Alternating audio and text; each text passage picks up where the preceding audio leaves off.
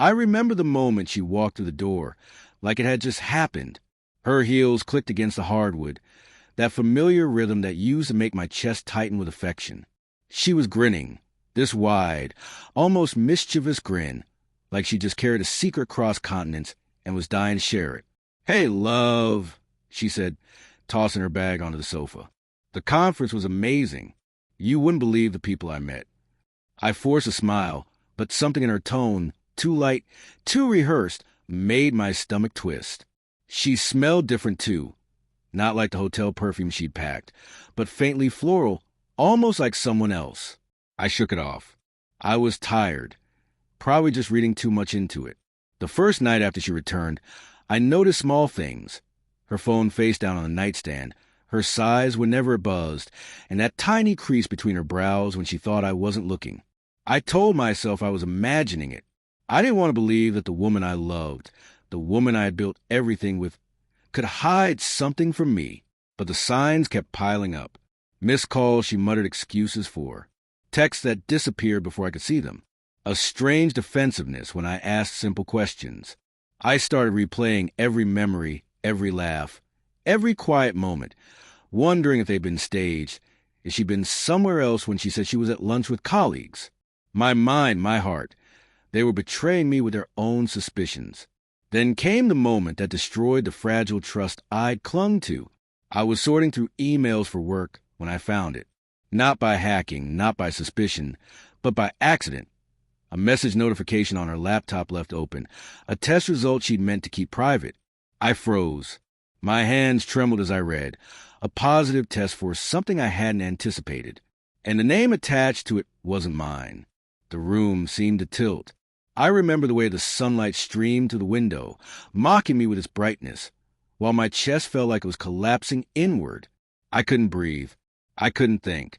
Every conversation we'd had over the past months, every tender glance, suddenly seemed like a lie wrapped in affection. The laughter that had once warmed me now felt cruel, like echoes from a world I'd never been part of. When she came to the kitchen the next morning, still grinning, I had to fight not to scream. "Good morning," she said, breezy, like nothing had happened. My voice caught. "We need to talk."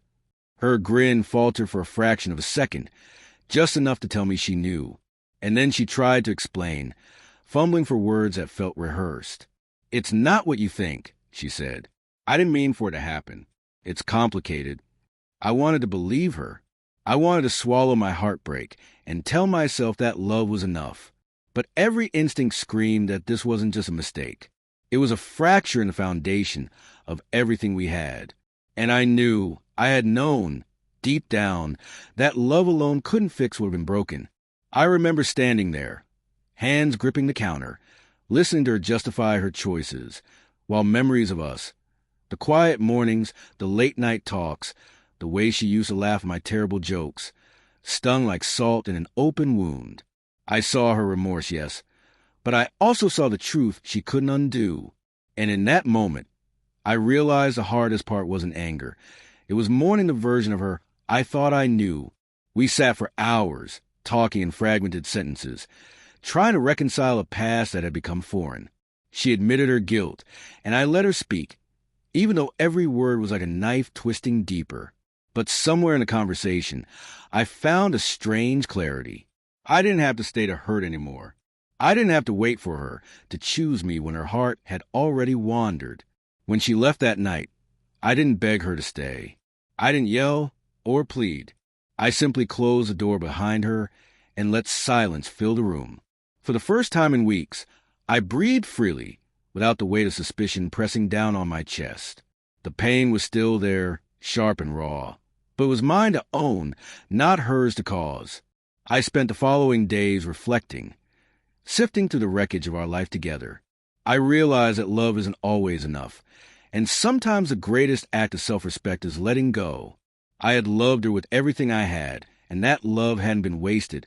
It had taught me who I was, what I could endure, and what I refused to compromise. And so, I moved forward, carrying the lessons with me. Every heartbeat was a reminder that betrayal could destroy trust, but it couldn't destroy me. The memories that once stung began to fade, replaced by a quiet strength I didn't know I possessed. Life would never be the same, but I knew now that some endings, no matter how painful, were the beginnings of something stronger.